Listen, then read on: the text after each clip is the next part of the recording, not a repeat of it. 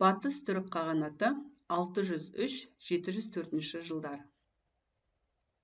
603 жылы біртұтас түрік қағанаты батыс түрік қағанаты және шығыс түрік қағанаттарына бөлініп кетті. Шығыс түрік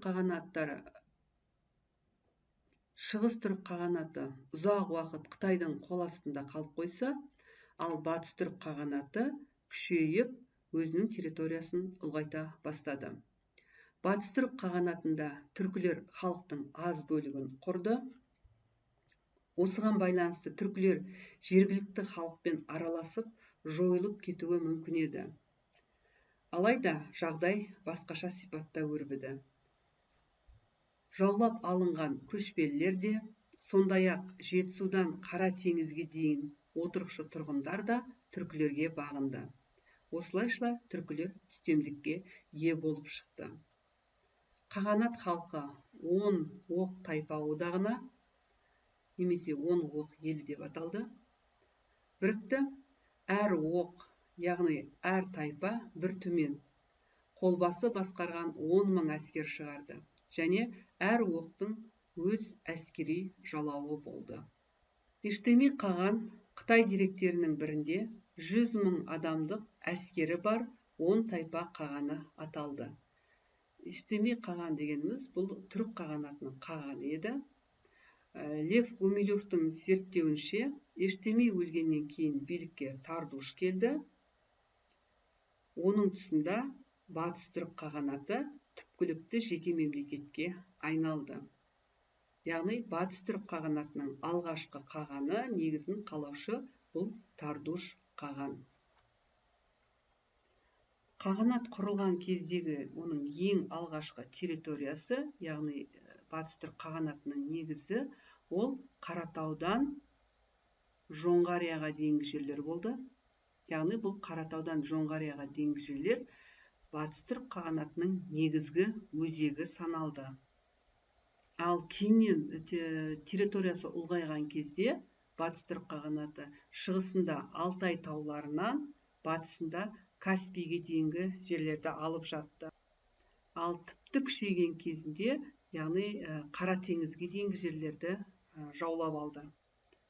Тардуш қаған кезінде батыс түрік қағанаты күшейді. Дулу және Нушеби қағанаттың үстем тайпалары болды. Қағанатта қаған ұлы әмірші, билеуші, әскери қолбасшы және барлық жердің иесі саналды. Қағанаттың аумақтық өзегі Жетісуда қаланды. Себебі мұнда барлық керуен жолдары түйісті, бай қалалар орналасты.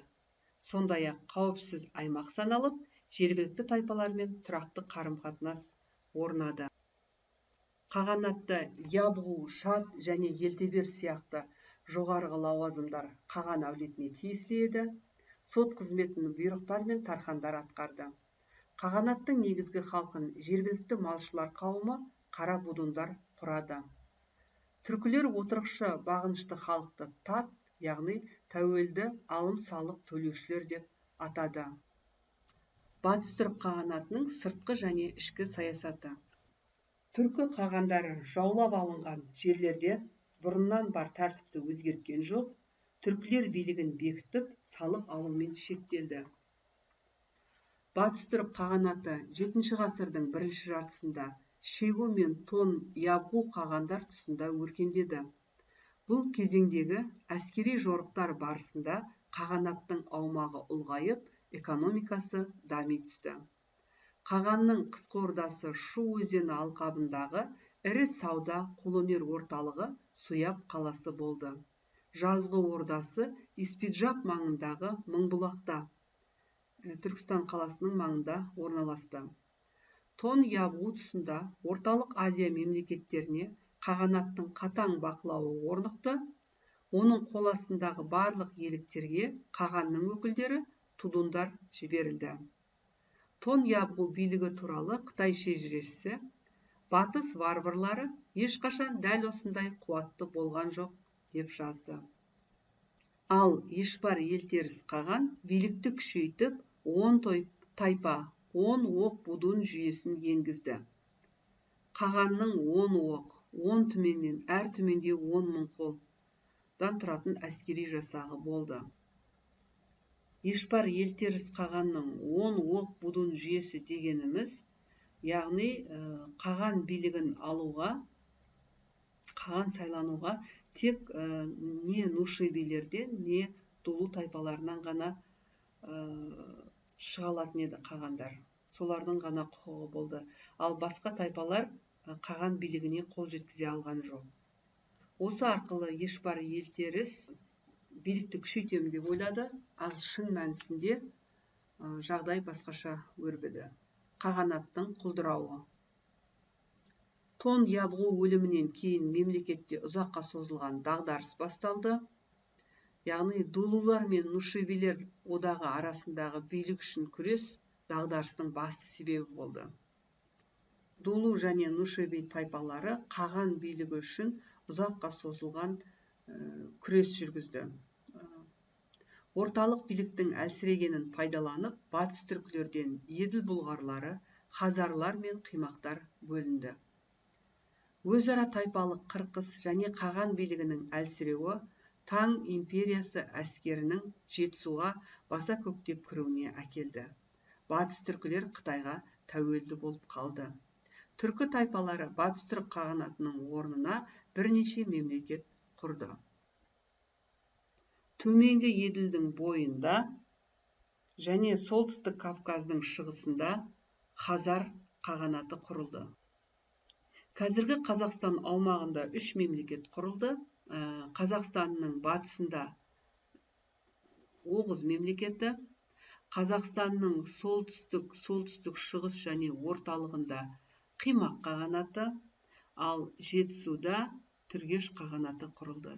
Яғни батыс түрік қағанаты құлағаннан кейін осындай бірнеше түркі мемлекеттері құрылған екен. Шығыс түрік қағанаты. 1903 жылы түрік қағанаты, батыс түрік қағанаты және шығыс түрік қағанаты болып бөлініп кетті.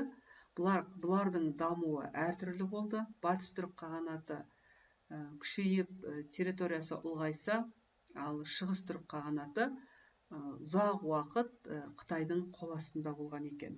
Тәуелсіздігі болмаған. 682 жылы Қытаймен соғыс барысында шығыс түркілер қазіргі Монғолия аумағында өздерінің мемлекетін қайта құрды. Шығыс түрік қағанатының алғашқы қағаны елтеріс атанған Құтлық қаған болды. Шығыс түрік қағанаты қапаған қаған тұсында орталық Азияны бағындырды. Ал одан кейін 716 жылы Білге қаған шығыс түрік қағанатының билеушісі болды. Білге қаған мен оның інісі Күлтегін түрік қағанатын қайта өркендетті. Білге Қытаймен соғыстағы жеңісі арқылы ұтымды бейбіт келісімге қол жеткізді. Қытай императоры түрік ордасына үлкен көлемде жібек жіберді. Бұл Қытайдың солтүстік шекарадағы бейбіт өмір үшін төлемі еді. 731 жылы Күлтегін көп ұзамай Білге дүние салды. Орхон өзені маңында Білге мен Күлтегінге арналып құлыптастар орнатылды. Бұл құлыптастар түрік қағанаты тарихының жылнамасы болып табылады.